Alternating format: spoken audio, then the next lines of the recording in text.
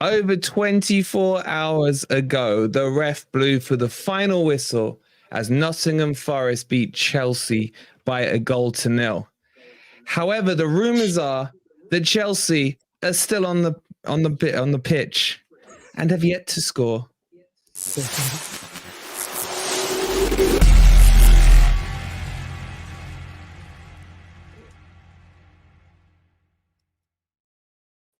I messed that up.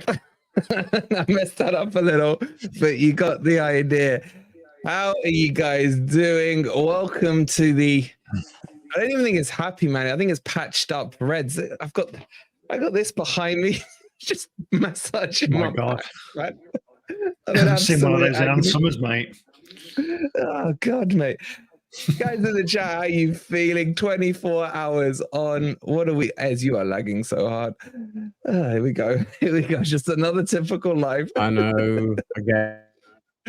Good morning, good evening, or good night. I hope you guys in the chat are doing well. I'll leave and come back. Yeah, get out, man. It's like he's a bit like Chelsea, man. He's still in yesterday, man. Hope you guys in the chat are doing well. Welcome to Happy Old Reds. As we look back over the game yesterday, we'll look forward as well to what's going to happen with the Burnley match. We've even got the legend, the now infamous Acid, coming on to tell you guys all about exactly what happened with Sangare and how it all went from his end. And there he is in the chat. Acid, hope you're well, bro. Jump in like 10 minutes and we'll have a chat with you. Good to see the rest of you in here. Welcome to this Sunday evening and welcome to Dino. How are you, Dino? Happy Clapper. Happy official. 100% happy Clapper. Official happy Clapper. My God, yeah. You're on the wrong channel, mate. And how are you, mate? How are we doing with the echo? Echo? What echo? No, I'm fine, thank you. What a weekend. What a couple of days. Fantastic signings, fantastic result. Man U losing in the last minute. Couldn't get much better, could it? Here we go. Arsenal chat. I said Man U lost and not Arsenal won. Yeah, no, it was a very clever way of saying Arsenal are amazing. Chat, good game though, wasn't it, that? Chat, if there's any echoes, please let me know. All right, but and then we've got, is he back? Is he good? You're good. I think You're so. Good. I'm never good if I'm okay. As long as I'm adequate, that'll do. Good. There's definitely an echo though. There is a little echo. I'm going to mute Ant for a minute because he's the perpetrator right there. All right, I want to get into this. Dino, is this the best weekend ever? Forest sign the most marquee signing you could dream of. We then go to Stamford Bridge, beat them 1-0. And then just to top it off on a personal note, Manchester United get what was coming to them in the last minute. Does it get better? Does it get better than this? And Forest, may I just add, we are ahead of Manchester United. We're ahead of Newcastle. We're ahead of Chelsea. We are ahead of, who else? I can't remember, chat. Fill me in on the rest. Everyone else. Yeah. Newcastle. Everyone else. Minus 8 teams. Newcastle, exactly. It's fantastic. Dino, talk to me. Oh, man. It doesn't get much better than that, does it? To be honest. That was a great weekend, and it was a fantastic masterclass of defensive football. You know I'm not a fan of defensive football, mate, but that was... I've literally spent all day today, since 8 o'clock this morning, planning my video for tomorrow, which is a breakdown of the game. And oh my God, when you watch it again over and over, the defense was just unreal. Just amazing pressing. It was just brilliant. It actually was a lot higher block than I initially looked like when I saw it yesterday. So just wait till tomorrow and you'll see. But yeah, really, really good game. Really played well. But, you know, it's the times it doesn't go well, does it? But everybody was on the game yesterday and it was a fantastic result. It was, wasn't it? I mean, and I'm going to come to you. I'm going to unmute you now. We said it was a free hit. We didn't care. The reset starts in Burnley. Yeah. AKA, if we lost, we lost. But getting 3 points out of that, do you just see that as a pure bonus? Absolutely. Bonus is the right word because none of us, I don't think any of us realistically expected us to win. Some may have thought we could grind out a 0-0 or something. Although I did fancy to score a goal because on the break we're very, very good.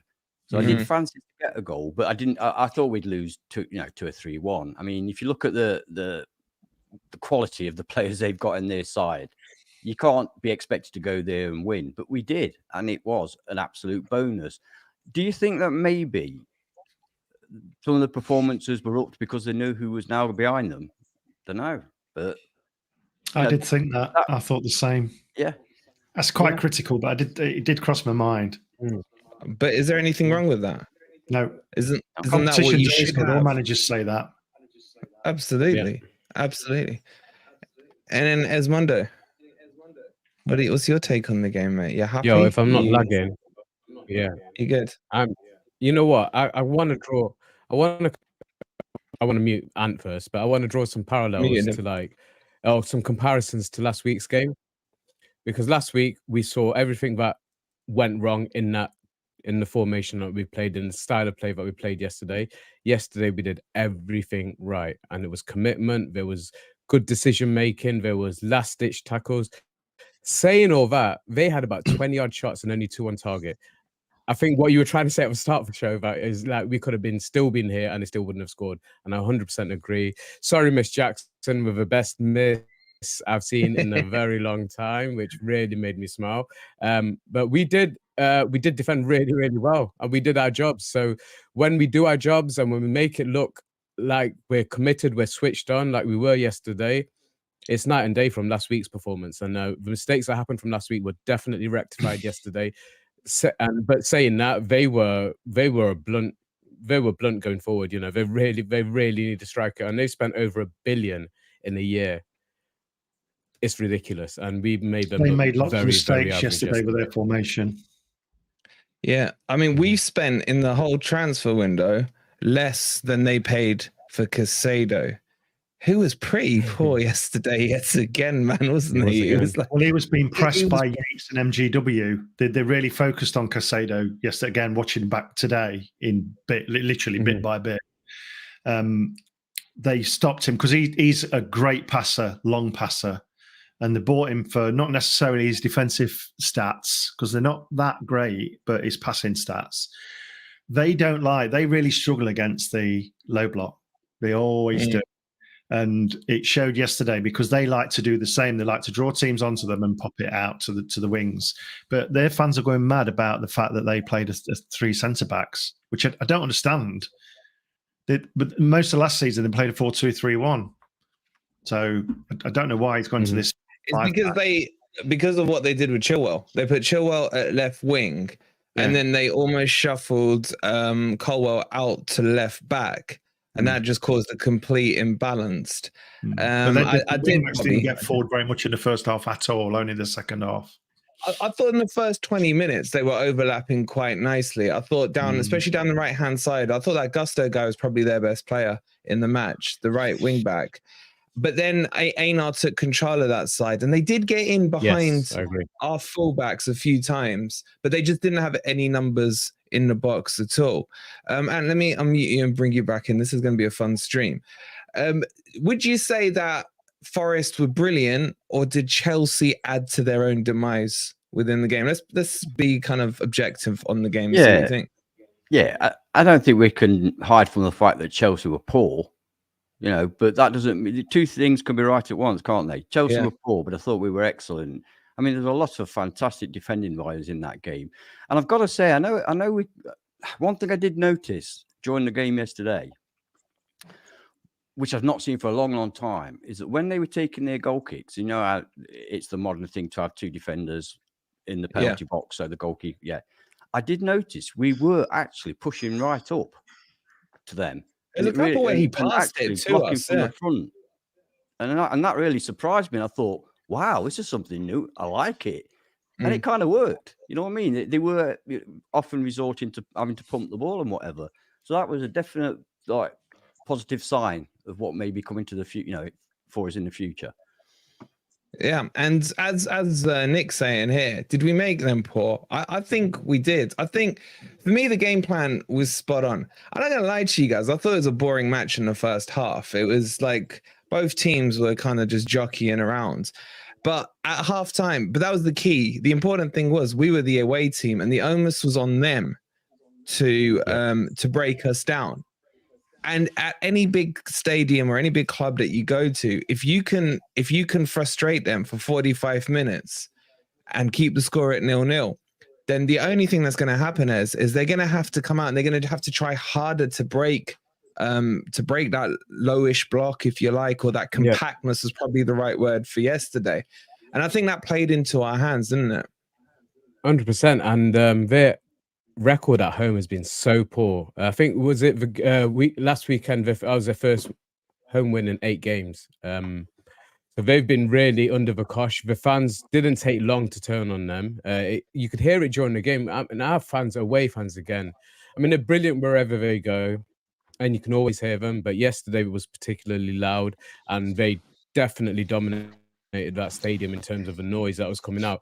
I think Pochettino, along with a few other managers, is already under a little bit of pressure, because they're not going to settle for that. You're not going to spend that kind of money and settle for them. They're embarrassed. In fact, they're trying to belittle the achievement from our point of view. But we've got, we drew them 2-2 last season. We looked good then. Yesterday, we were definitely the more composed team, and it was. You're really right in terms of you had to get through that first half. We had to get through that initial phase, but they had opportunities, but they're shooting boots. I don't know where they left them, but they were fucking real miles off hitting any or getting us under any pressure. So at the end of the day, we did what we were supposed to do. The good thing was we didn't have many chances, but we took our chances yesterday, and that was really important. I felt maybe there's a few decisions in the second half that we can get to where we could have done a little bit better, but you can't knock the players for having that ambition and desire to keep trying to score more goals. And Elanga in particular, I think he had a really fantastic impact, which was actually forced, wasn't it, with Danilo's early injury. We can talk about Danilo actually before we move on. I think we've all mentioned that he's looked off the pace since the start of the season. He's looked injured. He's looked non-match ready, if that made any sense. But he's definitely yesterday cost him. I hope it's not anything too serious, but it looked like a hamstring injury, which is you're looking at 6 to 8 weeks, aren't you? Yeah, recovery from that point of view. We'll come on. It helped. But it helped in terms of we had to make that decision, and he made a positive move, and Cooper got to be credited for that. Yeah, Dino, something I want to ask you, because I know you've kind of gone through the game and you'll be releasing a video on it tomorrow. The way that Forest played, if you're going to do this style of football, you can't make mistakes. And we've seen, say in the Man U game, well, I think all 3 of those goals were somewhat preventable. They were down to individual errors. For me yesterday, I just feel like it was the first time for a while, maybe I can't remember all the matches off the top of my head, but there was no real mistakes. I felt the unity between the 11 was spot on. And do you think that was part of the reason why we got the result? Because the individual errors seemed to be cut out yesterday. Yeah, there were several reasons. That was definitely one of them. And like I said before, it's not, and again, part of the video tomorrow is that sustainable? Doing that all the time. It's not, because it's just the individual, because the opposition puts so much pressure on the back line constantly for a lot of the time. There's going to be mistakes thrown in, but Worrell had an outstanding match. So did Bolly and McKenna. Yeah. Yates was just, I don't know, it was like 2 men in one, so there was a lot of pressing. I don't know how far they run because I've not looked at that. But I think another difference for me was when Jono was with us, the ball out was always to him, wasn't it? Long, which is always a low percentage ball. The difference that I saw when I was going through the footage today was all the counter-attacks are on the floor and short and quick.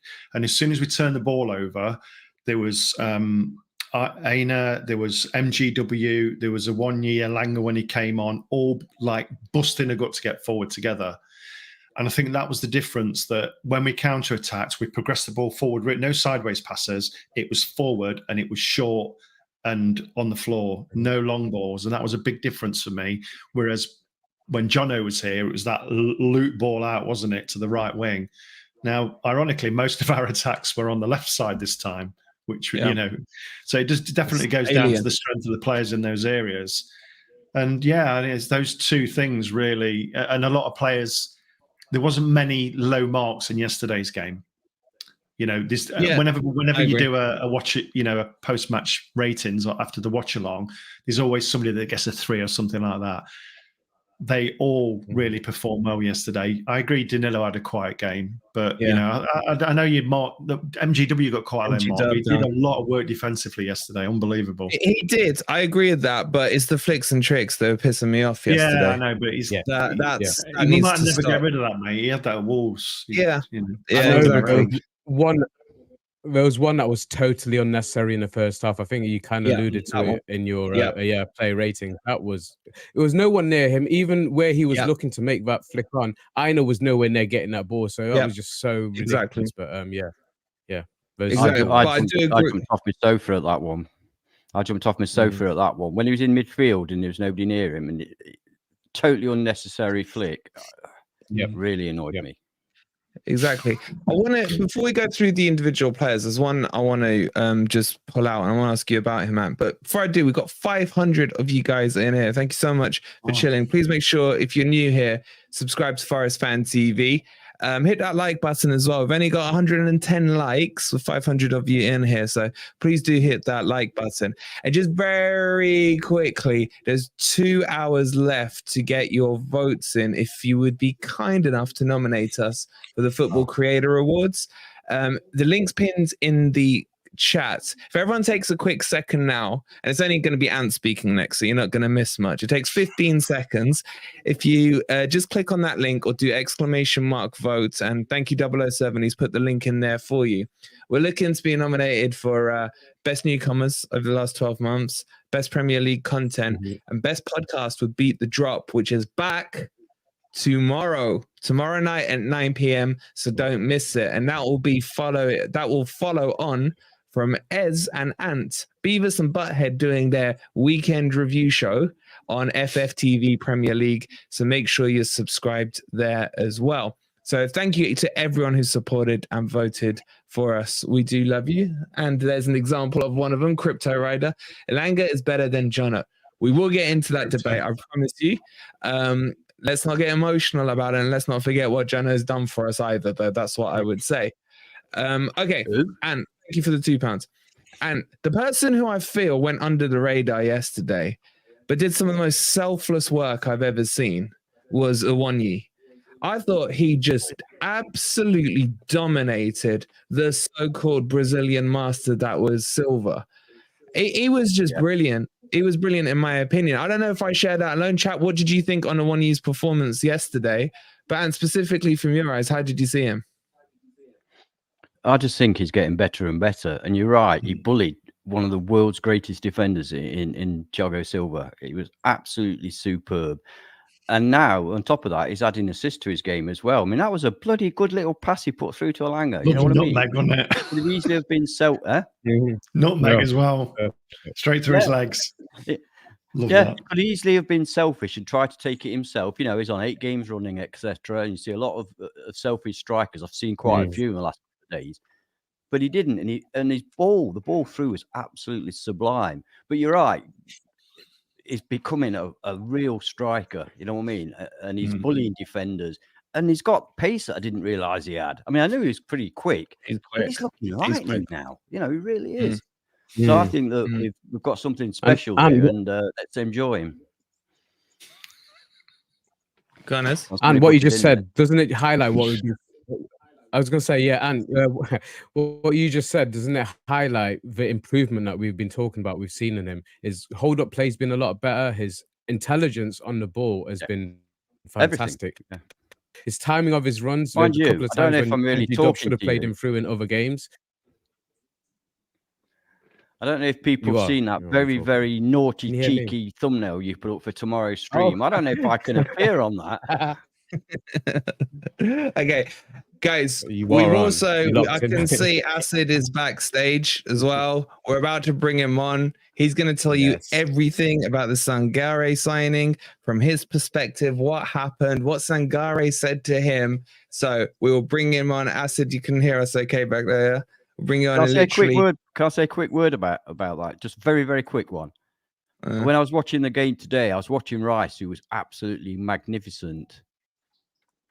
And I thought to myself, Sanghera can be our Rice. He's doing the same sort of thing that Sanghera does. He starts as a defensive midfielder, but he progresses up the pitch. He puts tackles in. He sprays the ball about. He keeps control. I thought if Sanghera can do for us what Rice does for them, then it's something for us. Sanghera's got to fry Rice, mate. I'm gonna say straight up, Sanghera is better than Rice. I said it. He's a more complete six than Rice. I promise you that. He can score goals. Rice can't. He got lucky with today's one, but fair play to Rice. I don't mind that. But you get my point. You get my point. The difference that he makes to that team. Yes. I think Sanghera can make to out. That's why I've been crying out for it all summer. All right. If you want to know what happened with the Sanghera thing, make sure once the likes hit 200, I'm going to bring acid burnout. So hopefully it'll be in the next 10 seconds. So hit the like. He's all ready. He's going to tell you exactly what's happened in there. And then we'll get back into the full debrief of the game. So make sure you're hitting those like buttons. I don't know if I'm patient enough to wait for the 200 because I really want to know. He's a legend. Detail. Should we get him in? Come on, chat, sort it out. Get those likes up. Get him in. And you've got to speak French at some point as well. Yeah. Oh, I can speak 7 languages. Don't forget. Yeah. We've already gone through these 7 languages. It's just all true. It's all 7 languages from the middle age. Seeing as Who Loves Your Baby has just become a member, thank you so much. We will, on that note, bring him in. And guys, you did your job. You're well over 200. Bonjour, mon ami. How are you? Bonjour, ça va? Yeah. Hey, bro, do me one quick favor. Spin your phone around. Spin it round. Yeah, go Not landscape. like continuously, just like the once. Well, not even once, Dino. A quarter of a time. Have you got it locked on portrait mode? I don't know how to change that. Mate. Don't worry, it's fine. It's Don't worry. fine. Bonjour, bro. How are you doing, mate? Yeah, not too bad. Been a weird That's couple a of good days. French accent, that is. It's been a weird couple of days. Bro, you've had a crazy 24-ish. Has it been 24 hours? More than that now, hasn't it? Yeah, Let's call it 48 hours. Let's rewind for everyone who may or may not have been on the stream on Friday. I know Sai, he's like, honestly, he's gone for a haircut, right? I can't get through to him directly anymore. Can't get through directly. It's through agents now. He's even been on TalkSport, all over TalkSport and everything. So we are honored, firstly, to have you. It's our honor. Yeah. Oh, thank you for giving me the opportunity to actually go and speak to Sanghera. But right, let's start from the beginning, right? So Friday night, we put the message out, SOS, to the beloved Forest fan base. We need a French speaker who's in Nottingham. So you respond to the SOS call. Did you have any idea what it was about when I said that message on the stream? No, because as you'll probably say, you were like, can you get to the city ground? And I was like, not really, I'm in bed. Didn't really want to get out of bed. And then you were like, just to interview Sanghera. I was like, right, I'll see you there in 10 minutes. Here's the thing, guys, right? We Are you needed saying someone if you there. just to meet Dino, you wouldn't have got out of bed? Is that what you're trying to say? Pretty much. It was so much quicker than me. Oh my God. That's another story. The message was, he needed to be there in 10 minutes. And I said to Acid, bro, how far away are you? And he was like, I'm about 20 minutes from the city ground. I was like, okay. So I let the club know that he was coming. And I was like, he's probably got started to play. I was like, he's going to be like 15 minutes, yeah? And then literally 2 minutes later, he messages me and he's like, I'm on Trent Bridge. And I'm like, how did you? I wonder how you got to Trent Bridge. It was in about 4 minutes, man. What were you driving? I've got a Berlingo actually, so nothing special. Is that French, Berlingo? It is, yeah. It's a Citroen, isn't it? It's a Citroen, Really yeah. in theme here. Although I was Where's the following a French come from, Lamborghini, then? so I don't know how fast I was going. Where's the fluent French come from? I lived there I moved there when I was 8 and then moved back to Nottingham when I was 16, 17. Yeah, moved back to Nottingham on Friday, just in time. So you get to the ground, bro. Dino is still not there. He's meant to meet you And I there. live 3 minutes away. Literally 3 minutes away, right? So what happened when you got to the gate? There was loads of kids and journalists and stuff trying to sneak a peek at people. And then obviously you said Wendy's going to come out and get me. And I see her like almost instantly after that message. And she just lets me in the gate and everyone's looking at me like, who's this guy? Why is he allowed in? They think you were a new signing. Probably not. I mean, you saw me in the pictures. I'm definitely not going to play football. So you go in and what happens next? So once you cross through the gates... Well, I think you already knew because he told you, but she's like, oh, his agent's decided to do the interview now, so we don't actually need you to do that. But since you're here, we'll get you to translate for the media team, the pictures and stuff like that. Yeah. So you go in. Where did they take you? She took me into the boardroom first, and then into the changing rooms. And then out to the pitch to meet Rich and stuff. Just explain that I was there to translate, and then back into the changing rooms where Sangare was.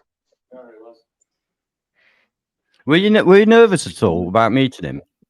Very. His agent even said to me, like, I can't tell if you're nervous or you just can't believe this is happening. Yeah.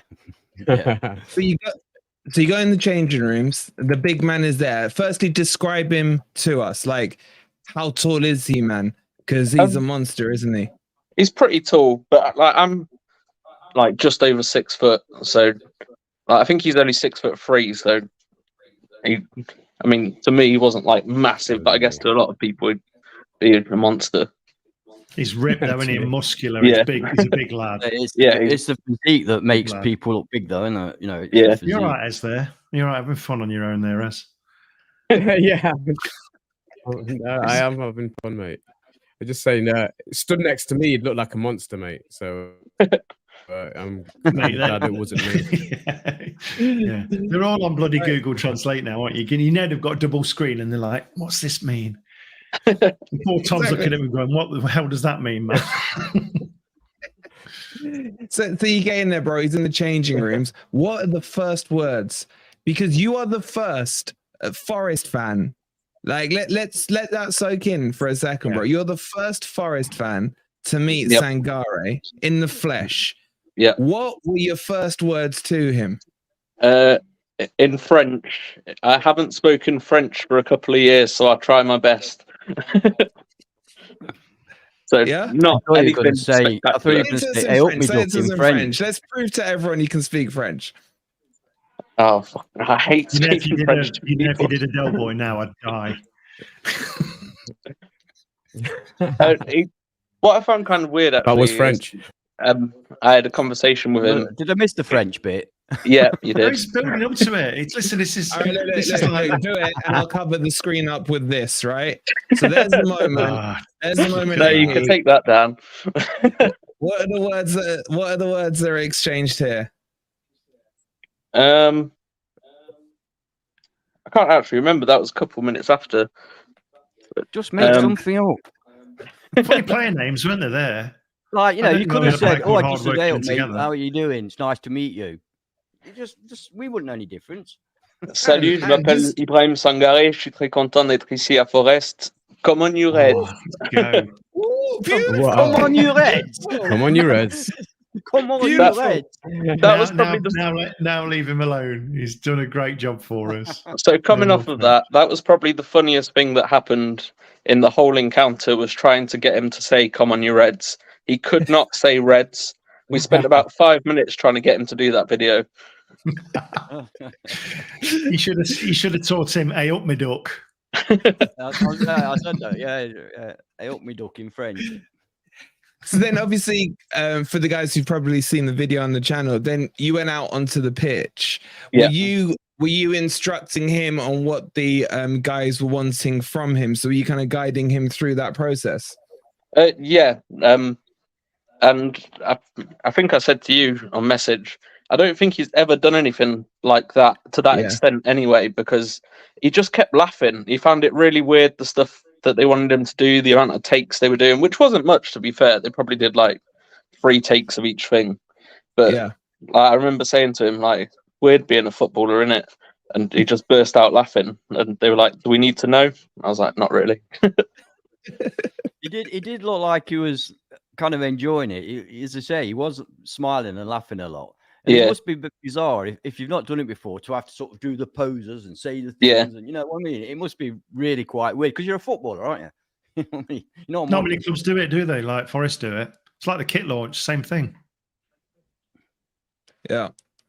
And then, so how long did the filming actually take on the pitch? About 20 minutes. Wow, because it was a 30-second clip, wasn't it? There you go, guys. When you watch all our videos, just think about that and think how much editing goes on in the background. Yeah, I can't believe how quick they got it out. Like, honestly, like I posted on Twitter, I was barely home before I was watching that video. Yeah. But I think that's because they spend so long on the filming getting like the perfect shot in the first place that they don't really have to edit it. Yeah, because when I've seen previous ones with the light flashes, I thought that was put on after in Premiere Pro. Because actually the lights were amazing, weren't they? When they were, and they've got Sangare all over the pitch, haven't they? All around the advertising boards. Yeah, the digital ones. Yeah, I didn't realize. I mean, I've never seen the actual floodlights flashing like that before. I had no idea they could do that. The one thing else I've got to say is that they go to all that level to get that level of quality of video out in like Thomas said, like minutes. But they haven't got a French translator at the club. Thank God. Well, I mean, go on. If I wasn't there, his agent probably would have done it. But I think they said his agent was pretty tired. They'd obviously had a long day, like everyone knows. It was nearly midnight at this point. So it's probably his wallet weighing him down after that deal. I think to defend the club, the point there was it was agreed that the agent was going to do what Acid had to go and do, but for whatever reason, I don't know if maybe his English wasn't as smooth, I didn't get to speak to him, or what have you. That's what they thought. And I just personally, I don't know what you guys in the chat think, but I think it's just such a nice story that it just shows how intertwined our club is in with the fan base, that you know, they trust us enough to find someone who's going to do the right job, local to us. Not to mention the fact it shows you that the watchers. What? So not to mention the fact that it shows that they actually watch our channel. Yeah, but it's not even about that. For me, it's about the interlacing with the fans and club. And, you know, that's what the club is building. And I think all the way from Marinakis down to Cooper, down to the players, that's been evident. Whatever you think of the football on the pitch, whatever you think of anything else that goes on in the club, the sponsorship or what have you, there is definitely, compare it to the Fawaz era, man. You know what I mean? It's night and day in terms of that. And to have the trust in us to find someone as good as Tom, just to get down there and make sure that he can, you know, represent Forest and get the biggest deal over the line. Let that sink in, Acid. Yeah, without you, we may not have that beast of a number 6 in Sangare. So it's just an amazing story. It's an amazing story, and that's the chat. The chat are absolutely loving it. So you come off the pitch, then what happens? Kind of, how do they kick you out? I guess is probably what happens after you come off. But before you say that, something you said to me that stuck with me. Can you tell the guys about the actual pitch? What did you say to me about the pitch? So I'll give a bit of backstory, actually. I work in events and build stages, and I've been on every pitch imaginable, apart from the City Ground, because they don't hold concerts there. But it's always had matting down. I've never stood on a football pitch, just the grass. And it's incredible. Like, it's better than my carpets at home. Like, even with my shoes on, it was like walking on a cloud. But I can't believe how I knew they looked after grass on football pitches, but Jesus. We've always had a good ground staff, haven't we? We once lost the ground staff to Wembley, didn't we? He went to do the Wembley pitches because we're just so good at it. I don't know if it's Did you get on the pitch, Dino? went on the edge of the pitch. Yeah, this guy went to the centre circle. Did you like touch it with your hand? Dino ran up to the penalty spot and pretended to score a goal. I saw him. No, I didn't. I didn't get on that far. They wouldn't allow me. I'd have got shot. I'd have got sniped. But I remember running on the Peterborough pitch when we got promoted when Stan the Man scored that amazing shot, and that was also a good pitch. They're all good pitches, you know. All the pitches are pretty good, but Forest is like it's just so tightly packed with the grass or whatever they use. Yeah, because I think they use plastic now, don't they? Like Man City do. I think it's like 4% plastic or something. Yeah, it's hybrid. Guys, look who snuck in. Look who snuck in. Sorry, hold on. Sorry, somebody talking. It's Sorry Mike, who will be with us tomorrow for Beat the Drop. Mike, miss you, Sorry Mike. Sorry about the results of the weekend, Mike. Guys, let Sorry Mike if you let him know if you want him to Beat the Drop tomorrow or not. I hope the answer is yes. Good to see you, Sorry Mike. And he's absolutely right. Fan interaction is definitely the way forward. He's been doing a lot of work as well with Southampton, so that's good to see. Sorry, Ant, you were saying something. No, it wasn't important. I was just going to say I've been on quite a few football pitches, and I've always been surprised at how crap they are. I've always been surprised at, like, you know, divots in it and stuff like that. Having said that, I am talking a while ago. I'm not talking with the latest technology with the interwoven stuff. But they used to be terrible. Used to, I don't know, they're bumpy. They're like your local plot. They used to be like your local park pitch. But obviously they're a little better now. And things have changed from 1960, mate. I can tell you that much, right? But anyway, I want to know more about Acid. So Acid, when you guys come off, when they've kind of done cut on the filming, what then happens next? So they wanted to do a couple more filming bits just of him stood still by the side of the pitch. And I had to say to him, they said to me, "Oh, this is the last thing we need to do," and I had to say that about 3 times because they took like close-up shots, and then the drone wanted actually, one more shot going over him, stood over the pitch, and then I was like, "Oh, this is actually the last time," and then they were like, "Oh, actually, we've got to take you upstairs to take official pictures for the Premier League website," and I was like, "Oh, sorry, this is the last thing." So I don't know if that was actually the last thing, but. Was he all right with it? Probably thought you can't really speak French. You just keep saying it's the last thing. But was he all right with it? Was he what was his temperament like in terms of Sangare? It seemed like he just kept laughing, to be fair. Yeah. When he asked me how long the filming's going to take, and I said about 20 minutes, he was like, "I'm pretty cold," like, as a joke. And I said, "Welcome to England." And he was like, "Oh, don't worry, it's very cold in Holland as well." So he seemed all right. Hold on, what are you lot done here? Sorry, go on, carry. Yeah. So overall, he seemed quite relaxed, quite jolly. Maybe just looks like was he a bit overwhelmed by all the filming? Would you say that was going on? Probably, yeah. But one thing that I was going to say earlier, like, I don't know if it's just his sort of character or like maybe he just didn't work Toulouse, but he used to play for Toulouse, which is next to where I lived in France. And he asked me how I can speak French. And I said, "Oh, I lived in Carcassonne."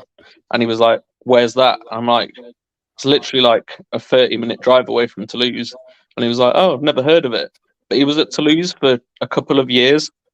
And it's like the next big town over. So I don't know if it's sort of, he doesn't really interact with where he lives or not. Or if that was just because he was young. Not sure. Yeah, because it was a while back, wasn't it, when he was there? Yeah. And I mean, his French comes from being from the Ivory Coast, which is basically their national language there. So did he have, what was the dialect like with his French? Was it like normal, what you'd expect in France? Yeah, he sounded pretty French. Like, I think he probably grew up there. Yeah? Yeah. Cool. And we've got quite a few like French-speaking players at the club, haven't we? So it should be all right. Yeah, there's plenty. Just a lot of them don't that's get what I couldn't understand. Why didn't they can Bianconi speak English? Yeah. So why not bring him in to do it? No, you got Sergio Aurier, you got Bolly, you got Bianconi. Because they sent the best man for the job. And it was That's why. Absolutely, yeah. They got the best man for the job. Never mind all that lot. I agree. Exactly. And it was very late.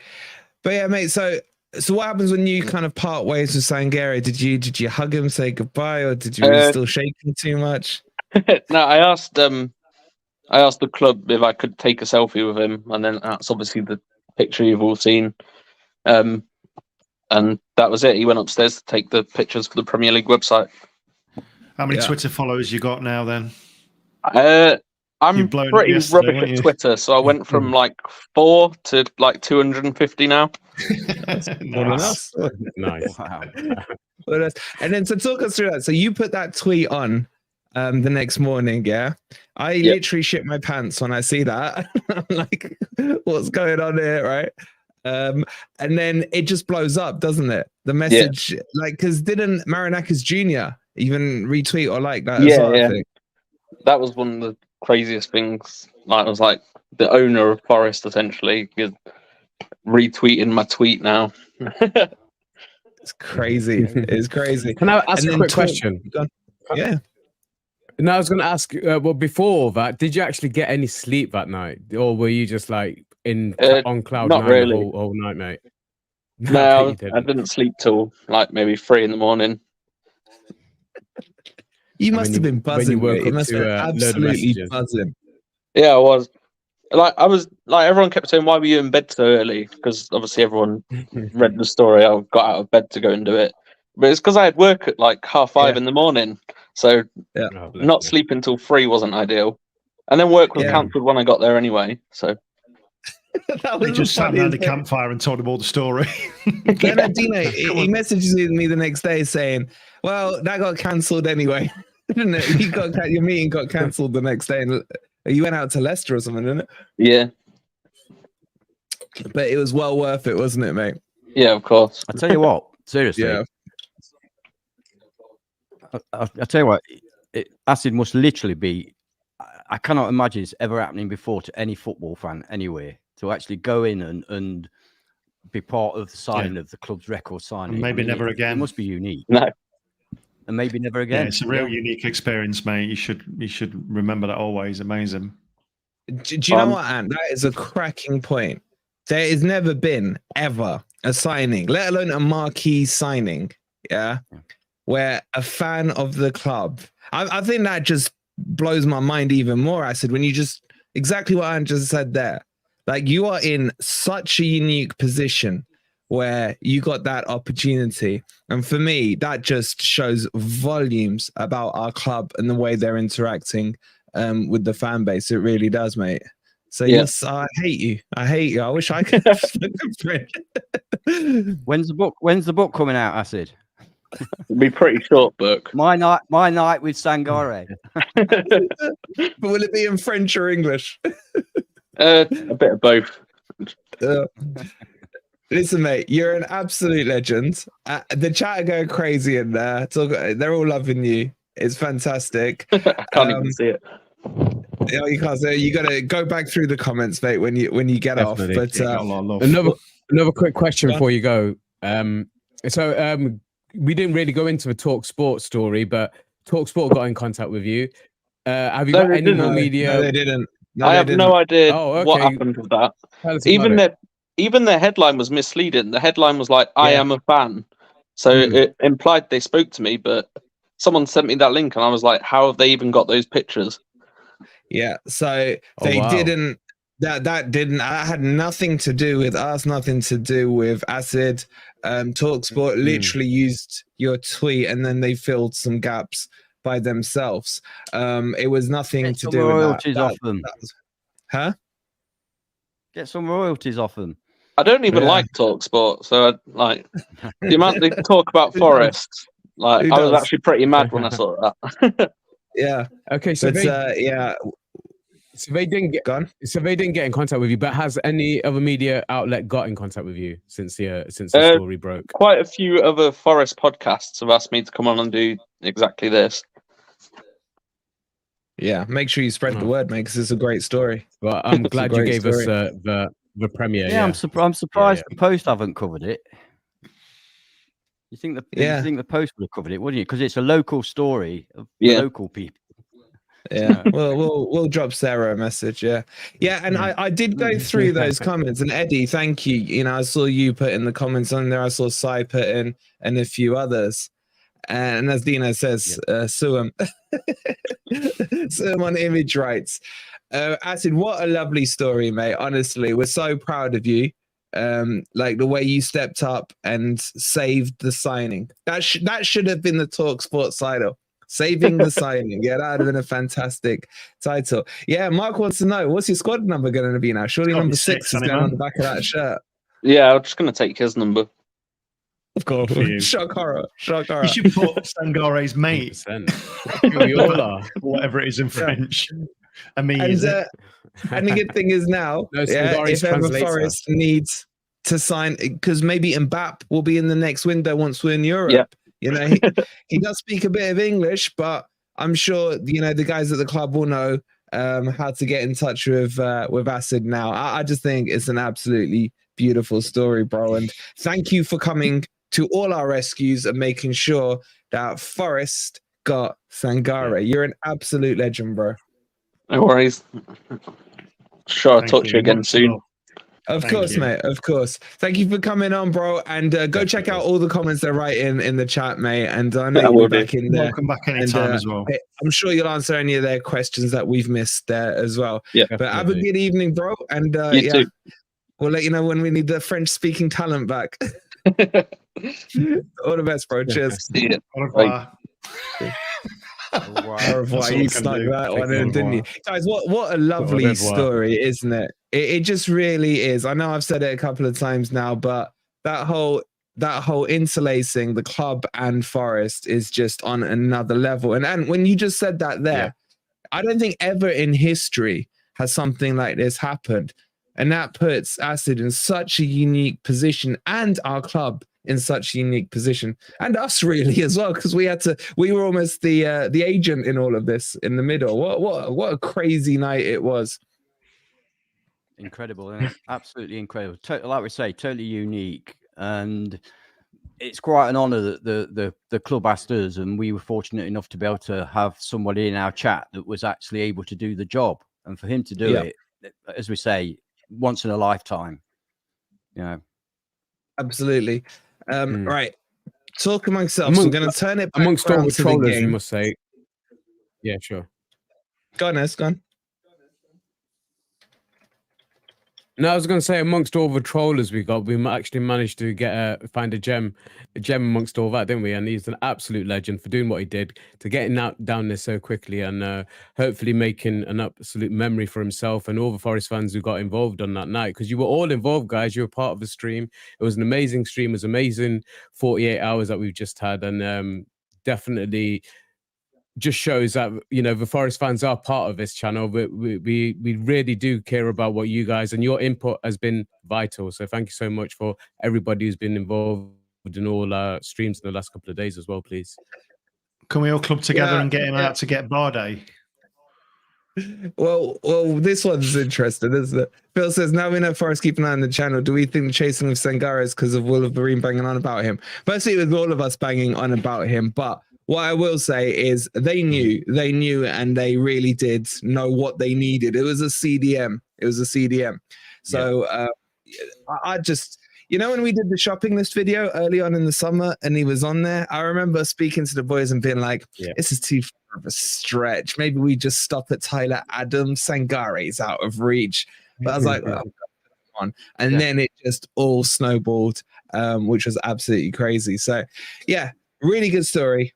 Unbelievable. If you haven't checked out, we've done a quick 3-minute vlog on the channel. If you haven't seen it, you can check that out after the stream. But yeah, great story.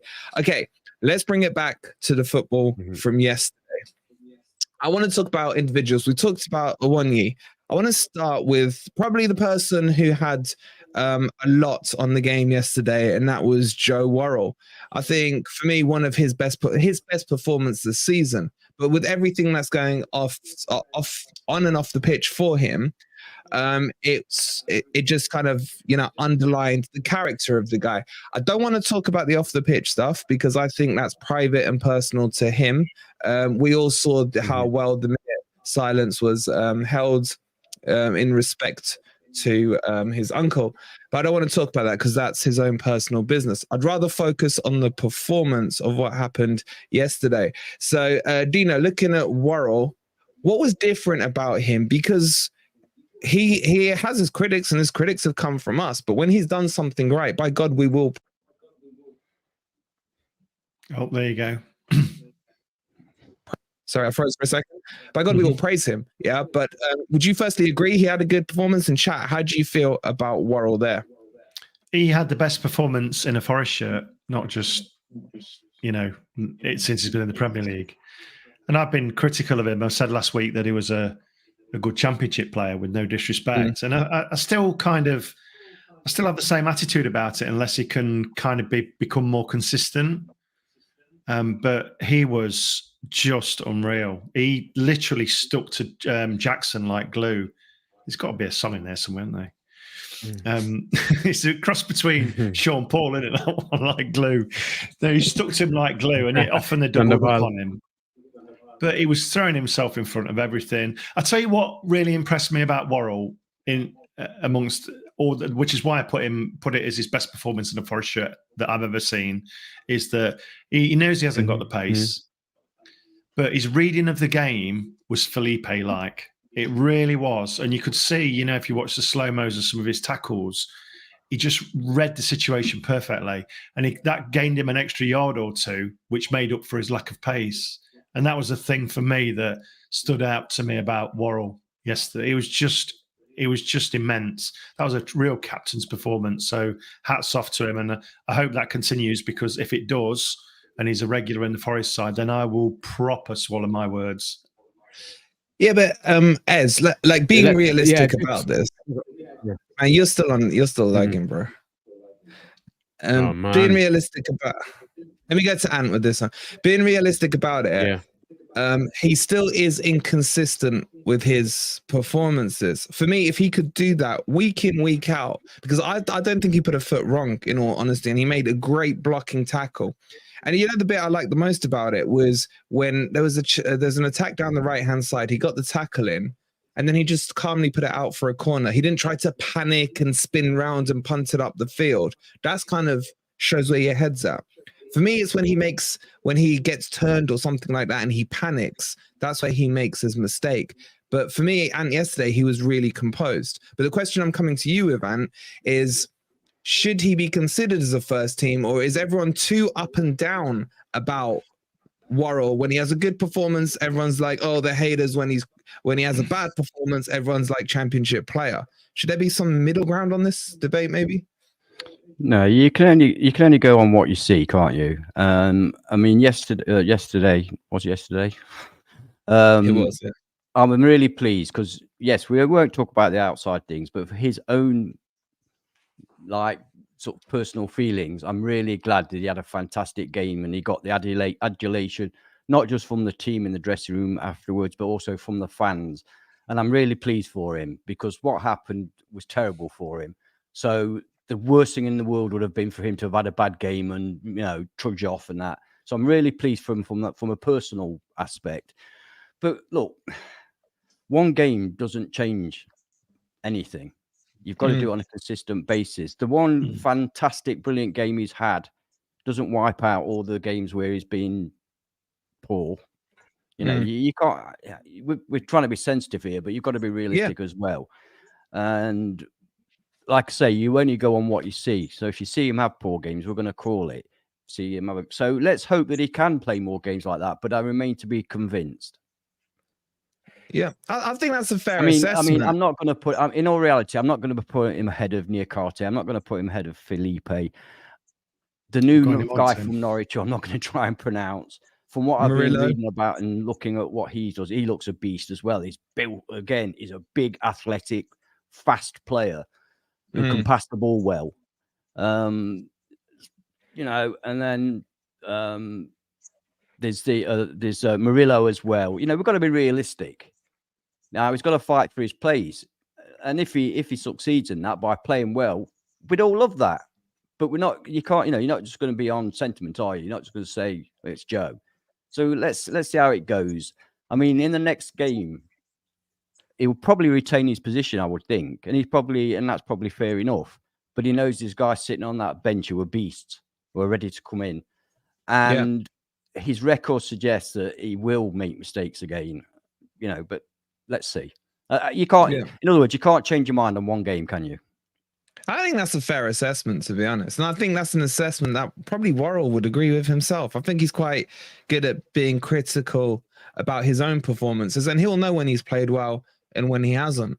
And like you said, Dan, when he's played well, we'll say he's played well. When he's played bad, just like every other player, we'll say he played bad. It's not a big deal. We're Forest fans, aren't we? We want him to play well, and we'll praise him when he does, and we'll love him, and but it's got to be on the pitch. Dino, you wanted to jump in? Interrupt. Samir and British Bulldog, could you just behave yourselves, please? Yeah, I was just going to say. We don't have to ban you guys because you regulars in here. So come on, guys. It's the same community. Yeah. Just keep it respectful. Banter's fine, but let's just keep it respectful. I haven't seen any of it. I'll trust the mods. It's okay. It's all right. It's all right. Yeah, don't worry. Cool. Right. Ez, I want to ask you this question. Just stick in. So can I just say? Sorry. Go on. Yeah, go on. No, I was going to say, let's not forget the contribution from the players around him. He didn't do it all on his own yesterday. There was a couple of really good last-ditch challenges, and they didn't come from Worrell. One came from Aina early on when the cross came in from Chilwell, I think it was, and he got in just ahead of, and it was vital. It was a vital challenge just ahead of Sterling. And in the second half, it was Bolly who came across and blocked one. So what worked really well was that the unit worked yesterday. They worked together. They didn't leave their man. The concentration was key. But with Worrell, it's got to be down to making sure that he's consistent. He can't be having 4 out of 10 performances one week and then 8 and 9 out of 10 performances the next week. He's got to be more consistent. And until that happens, then I think it's quite fair to give him constructive criticism when he needs it. But like you said, how many times did he win man of the match from our player ratings towards the end of last season? So when he does do well, we do call it out. What he needs to fix is consistency. But yesterday was a great example of probably, in my opinion, since we got into the Premier League, probably our most professional performance that I've seen from Nottingham Forest. And I don't know if you guys will agree or in the chat will agree, but I think that was our most professional performance since we got promoted. Yeah, I do. I really do. And the other one that everyone's raving about was Yates's performance. Dina, I think you were the most excited by that performance yesterday. So I want to come to you about it. How did you rate Yates' performance? You're on mute, mate. You're on mute. Dino, you're on mute. Sorry. I instantly gave Bolly man of the match after the match yesterday, but watching it back today, I actually think that Worrell and Yates probably shaded it. And Yates did as much in midfield as Worrell did at the back, I think. But it goes across the board. It's I think everybody played well yesterday. I mean, Danilo was a bit quiet, but I think everybody else did well. But Yates was he just felt like he was covering 2 positions for me. And that's not anything negative against formation. He was just doing the work of 2 men. It was just ridiculous. I don't know how many kilometers he put in. He must have put in a lot. Because what Worrell was doing, and it was so nice to see those 2, be the best players on the pitch yesterday for me. He's so hard working. It was the Yates at his best for me. I'm going to ask you the same question I asked Ant about Worrell. Is he going to fit in? Because we got Sangare coming, Dominguez coming. You got Santos who's on loan from Chelsea. You got Mangala. You still got Yates. Is his place up for debate? What do you think? It's his to lose, isn't it? Yeah. Well, my personal opinion is that Yates is a fabulous little terrier, and he will charge around and he will kick people when necessary. He will get stuck in. But it depends on what kind of football you want to play. There's always a place for a player like Yates in your squad. For me, he's not a first teamer, not with the midfielders that we've brought in. Is there if we need to play against a team where he needs to get stuck in, and we're not too bothered about playing, brilliant passes and things like that. So it depends on the opposition to a degree. But I would never get rid of him. He's definitely vital to the squad, but not a first teamer for me. And I absolutely adore the guy, by the way. Chat, do you agree with Ant on that one? I know this one's a divisive one. I know a lot of you will say he's the first name. Well, some of you will say he's the first name on the sheet. Some will say impact sub. Some will say he can blow hot and cold. Chat, get your thoughts in on Yates. Ez, you want to say something? Yeah, just a quick point. I think just to correct you yesterday, actually, on your player ratings, I think there was an incident early. I think it was in the first half where there was a booking on the edge of our area, and it wasn't for Yatesy. That was given to Nicholas Jackson for diving. Yeah. The booking that Yatesy got was actually a really smart one. I think they were about to break, and I think it was Cole Palmer that he took out. That was a really good. That was the kind of booking you need to take, basically. So he definitely has improved this season. I think it helps more consistency and time on the pitch. He should have been booked for that. I think he should have been booked for that foul on Dennis. Not Dennis, on which Jackson. One? The one where he took him down the edge of the box. He swiped him from behind. That was a dive. That was a dive, mate. That's not why he got booked. No, that's not why he got booked. He got booked for asking for the yellow card. He got booked for asking for the card. Yeah, that's what he got booked for. But yeah, possibly, but he didn't get booked for that one. He got booked for the second one in the second half, where he kind of knew he could do that, and he could take the booking and stop the attack. But I think he needs consistency on the pitch again, like Worrell. But what I worry for him is that the players coming in will be should be straight into the first team ready. He should be fighting for a place, but I still think he's an impact sub and he can make an impact off the bench. So we'll see how Cooper decides to play him, but I think it can't be a bad thing that he's got players now he's got to compete with to get into that first team. I can't see that as a bad thing. See, I'm looking at this now and I'm just seeing, I'm getting excited, hence why we've got the title, things are getting exciting. Because for me, the reset was the Burnley match, as in the one coming up. And we've got crazy players coming in, beyond our wildest dreams. Again, Marinakis, we love you, Greek father. And I'm going to ask this question, right? I said at the start of season 7th or 8th, I got so much stick for it, yeah. Chat. Put your position on where you think realistically Forest can finish. And I want to have this debate with the boys now. And I'm going to jump to you first on this one. Realistically, with the squad we've got, taking your Forest goggles off for a second and then taking your Arsenal goggles off and then leaving yourself with no goggles, right? Where will Forest, in your opinion, finish? Right, well, I'll start by saying that when I looked at the squad as it was before the signings that we've had, I was actually a little bit worried because I was worried that we wouldn't necessarily be any better away and we might not be able to maintain that home form. So I was kind of a little bit worried. Now, I'm not worried about relegation. It's not in my mind at all. I don't think that we're in danger of that with the players we've got, with the squad we've got. A lot of it depends on how Steve Cooper plays. A lot of it depends on how quickly these players are A, brought into the team, and B, how quickly they form partnerships with each other. But I would say that it's not unreasonable to say we can finish 12th, 13th, 14th. I think that that's a reasonable expectation at the moment with the players we've got. As I say, depending on those things I mentioned. You kind of popped my bubble there, mate. Ez, you going any higher than that?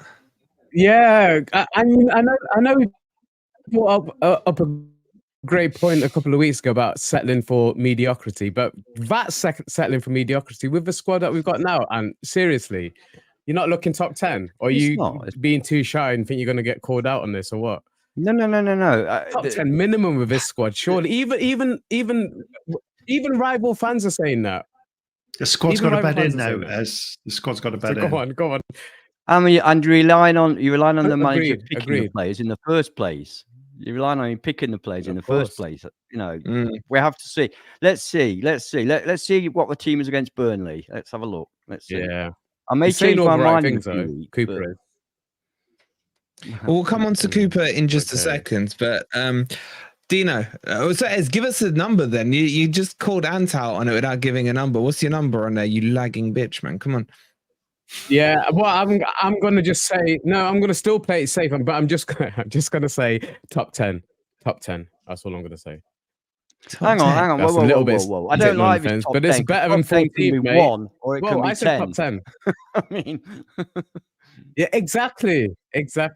But it's better than 14. I can't. Ez, get out and come back in. I can't. It's driving me crazy.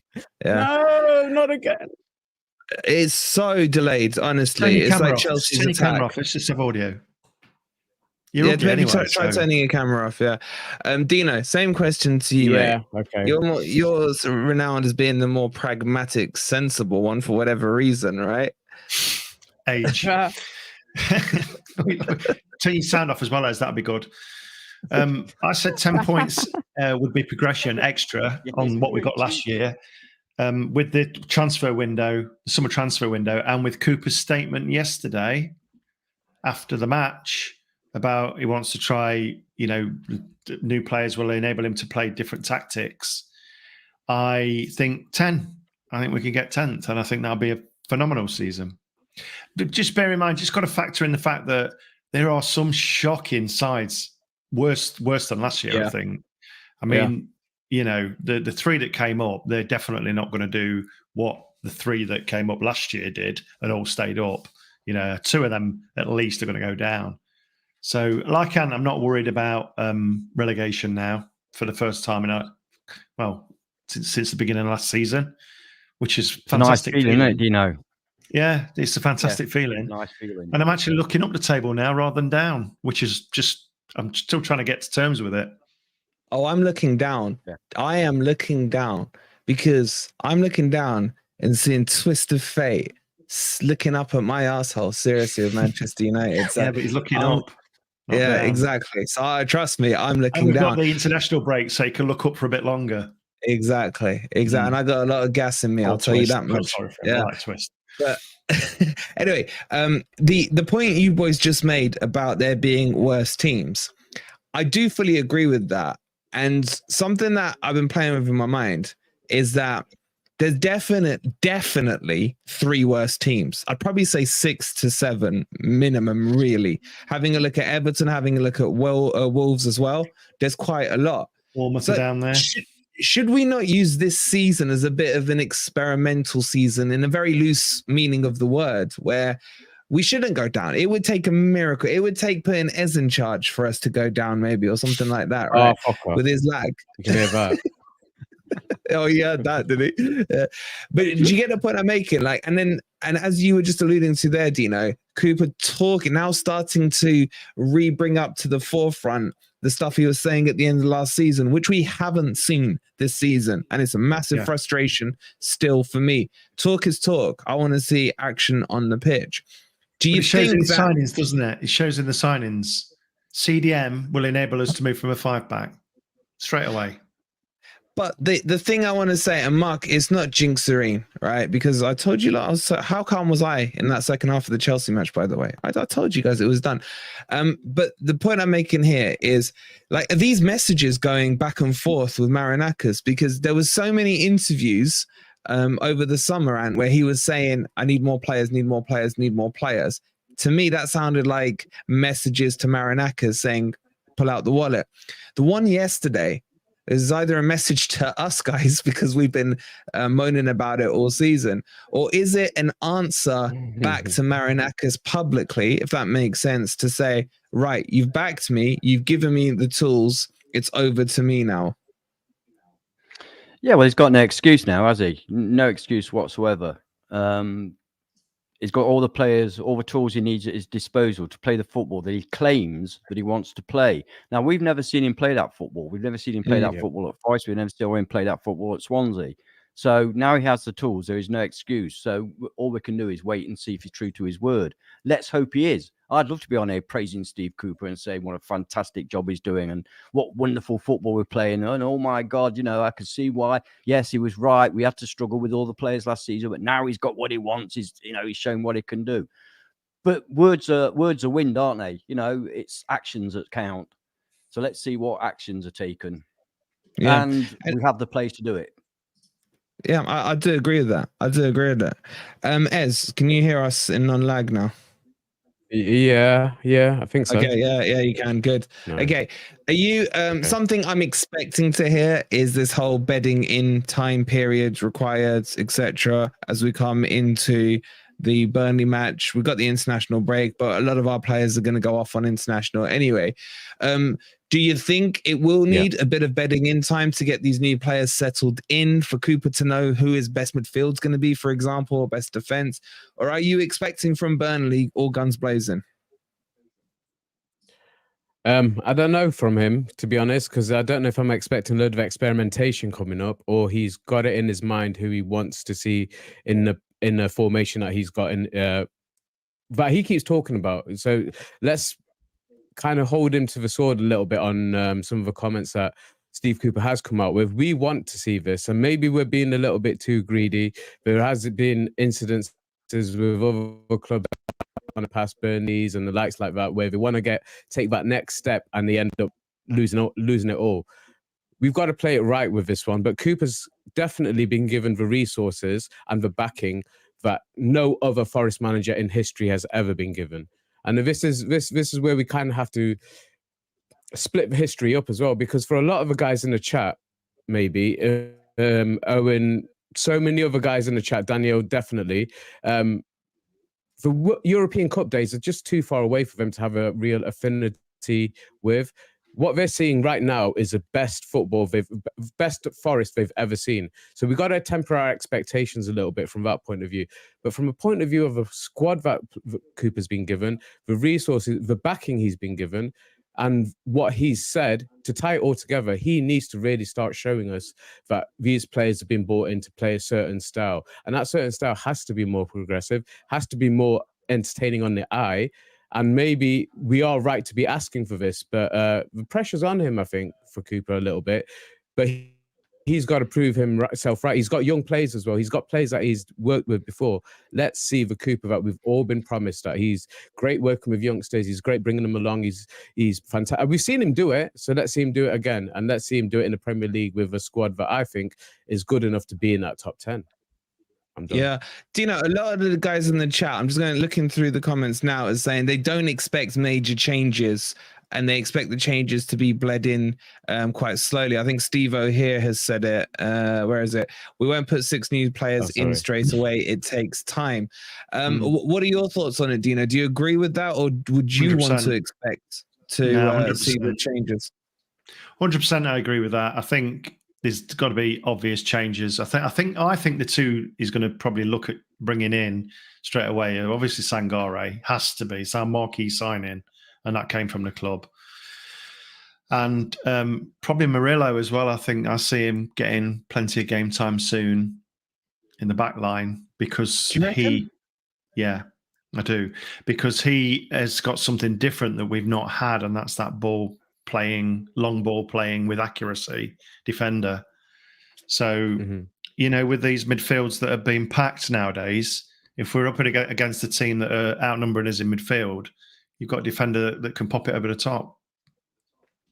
So who's coming? I genuinely think Sorry, I was going to say, I genuinely think the new guy, Abadeli, I think he'll get more game time than Murillo to start with, to be honest. I think Murillo's going to be a slow I don't know burner, much about him, as I've opinion. not really looked at him, so I don't know much about him. Is the guy from Norwich, yeah? That guy? Yeah, I don't know anything about him. I'm not... Big Andy. I don't know. I don't think either will get many starts. I think it's going to be, if Niakate's fit and Felipe's fit, they'll be the first two. And then you're probably looking at Bolly and Worrell, because let's not forget, Bolly's been, for me, he's been the best player this season so far. Yeah, I agree. Bolly was superb against Chelsea. People talk about Joe and talk about Taiwo and all that, but Bolly was outstanding. Yeah, outstanding. He was everywhere, winning the ball. He was just superb yesterday. Didn't he have our man of the match 2 weeks before that?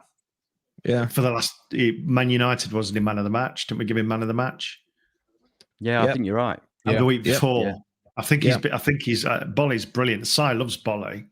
He's just such a beast at that. Well. Si loves Big Willie. We know that.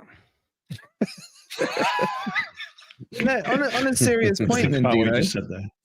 So, just Dino, on what Ant's just said there, and you're convinced that. Big Willie. Wait, no, hold on. Which player? And that Murillo, you think is going to come in?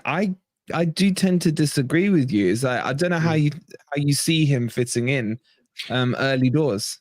I didn't say necessarily early doors, but I think if you're looking at all the players that have come in, I think he's going to be. I think Sangare's nailed on straight away, and I think Murillo. I might be wrong. I've been wrong before. Shelby 35-yarder, yeah. But I'm putting it to his passing ability from the back. Now, whether he's going to use that off the bench in awkward games or whether he'll start him, but he is a beast. He muscles players off easily, and a lot of these forwards now in the Premier League, other than Haaland, are a bit lightweight, aren't they? They all tend to be a little bit lightweight now. Yeah. So I just think that with his passing range, I think I would have said, looking at him in detail, that his passing range is what he's bought him for, because we've struggled to get out last season from the back. Go on, man. Thing is, Dino, I fully endorse what you're saying, except that Big Andy, his forte is winning the ball and passing it out, and is a ball playing centre back or GM. So and he's actually more used to our style of football. He costs more money. So why? And I'm not saying this is a dig, but why are you assuming that Murillo is more likely to get in than him? That neither of them are. They're both very young. Yeah, So it's purely because I don't know anything about the lad. Yeah, that's fair. That's fair enough. That's fair enough. And what's so saying I he's can't really here. comment He's on his style captain. because I've not analysed. Yeah, that's the other thing. He's captain. He was captain at Norwich. This kid. Yes. So that's the only reason I say it. But either way, Murillo's adds something different to what we've got already, minus this guy that I don't know much about. I think I'll agree with you on that statement. I think looking now, as at the different thirds of the pitch, if you like, I think we look really strong in terms of depth in defense now with these extra additions. I think we're looking fantastic in midfield. I'd probably say up front, I feel we're a little thin, if I'm being honest with you. I think we've only got, with Dennis still staying, we've only got 3 wingers, in my opinion. What happens if, God forbid, 2 of them get injured? You got Taiwo. You play Tavares there. We'll talk about him in a sec. But do you know what I mean? I feel attack, we're probably still a little thin. So are we going to find ourselves potentially being a lot more solid, but maybe struggling to score goals? And a massive shout out to Sharky for the £2. When's the 25-man squad announced? That should be just towards the end of the international break. Forest will probably announce it. They have to announce it before the Burnley match. So I think it'll be on the Thursday or the Friday of the international break, of the other side of the international break. We can play without wingers, though. He's proved that. So now I'm always liking wingers. But we've bought wingers. But we've bought wingers. No, but you're saying we're lacking a bit of depth in the on the wings, which I agree with. But he can play narrower up front, which he has done. Because we have an abundance of wing backs as well that can be pushed further forward. So, but why bring Callum Hudson-Odoi in? There's plenty to play there. Yeah, it's an interesting one. Okay, so just to finish off on Steve Cooper, I was going to put something out there. I don't know. I haven't told this to the guys before. I just want to put something out there, and I want to put it out to you guys in the chat. Do you think Cooper prefers playing Big Six teams, or teams, should we say, that he's expected to lose against, or the crappy teams like your Lutons, Burnleys, Sheffield United? And what do you think he's better suited at doing? Does that question make sense? Which one does he prefer to play? I'll give you my answer. I personally think he prefers to play the harder teams, because I think he's got this low block nailed down, I would say. He's developed it into a stage now where the big teams are struggling to score against him. That's my opinion on it. And I'm going to chuck this on to you first. You took the words right out of my mouth, mate. I couldn't agree with you more. I think that it feels more comfortable, shall we say, playing against teams where it necessitates him playing a low block and a packed defence, because that's what he knows. When you're playing against teams where you expect to have more possession and attack, be more progressive, then I don't think he's as comfortable. So, yes, I agree with you on that one. The guys are missing a pole. And that needs to change, by the way. That needs to change. Yeah. So, well, I'm just reading through a comment. Some saying yes, no, and something he doesn't give a shit. Dave, thank you so much for the £5 super sticker. It's a lovely looking super sticker as well. I'm looking at it now. Do appreciate it, bud. Ez, can you answer that one? See what you think, and then Dina, can you just bring the comments up as they go through? Sorry, just remind me. Do you think Cooper prefers to play against a big six or a top half team? Or do you think he relishes the opportunity to play a team where he's a team where he's expected to lose? Or do you think he prefers to play against a team where he's expected to win? I think it might be more to do with preferring the underdog tag when there's not the expectation for you to get the win. As we struggled last season, we struggled against the teams, especially at home, that we were expected to win against. And it's right. I think part of it is to do with how we've played, but another part of that question maybe is to do with has Cooper had the players to play the way he's purporting to want to play. I can honestly say I don't think he has. Well, not with that CDM position, because that CDM position seems to be the one that really is pivotal in wanting to break out and be that counter-attacking progressive team. And we've not had that. We definitely haven't had that. We've had the Ghost playing there, and the Ghost has finally gone. So I don't think he's had the plays. I think that's part of the excuse that he can use. But I think it's also about being an underdog. He prefers to be the underdog, and that seems to bring the best out of his team, or in certainly the mentality that he tries to instill in that team. But it has to change, because we have to do better against these poorer teams. If we're going to progress anywhere close to what we've kind of joked about and even predicted, then these teams that we said are so much worse, and there are a lot of bad teams in the league this season. Let's not get that twisted, because some of the starts they've had have been shocking. We've got to make sure that we're so far away from that position that doesn't even come into question. So to do that, he has to be progressive. He has to be braver in the games that he's expected to win, and that means having more possession, being more. Pressing higher up the pitch and instilling a different mentality into what we've been used to last season. Because home or away, against the teams that we're expected to win, the mentality was wrong for me. Yeah, Dino, just to add, I want your answer as well, but I want a secondary question that you can come on to. You have to say, if a manager has figured out how to play against the harder teams, then by necessity, that would mean once you figure out how to beat the crapper teams, you got yourself a decent formula there, haven't you? Well, firstly, do you agree? What do you think? Do you think he prefers the top half or the bottom half? And do you see what I'm saying with that second point? I think he prefers, I wouldn't say the top half, I think he prefers the big clubs, the big six, the big clubs playing low block, because there's less pressure on him and there's less expectation on a win. And that's why we've probably sneaked the Chelsea result, but sneaked a few games at home last season against the big six. But he does need to be adaptable. And, you go back to Bournemouth where we were 2 up and, we lost 3-2 and games like that where we should have, Wolves at home, we should have buried them, It just goes back to teams that we should beat. And I think when it's not necessarily Cooper, but when he's sending them out low blocking a lot and defensive formation, then when they're asked to play 4-2-3-1, for example, or a 4-3-3 attacking, they're not used to playing it. So that's where we struggle against the teams, even, 7th, 8th downwards. It's just those top big six, as we could still call them, wherever they are in the league. So that's my opinion there. I just think that the second point, let me just do these super chats quickly. Eddie, thank you so much for the $4.99. Get as a face at all. No, honestly, I'm enjoying it. No, I'm enjoying it much better without looking at his mug. I really appreciate it. I'm going.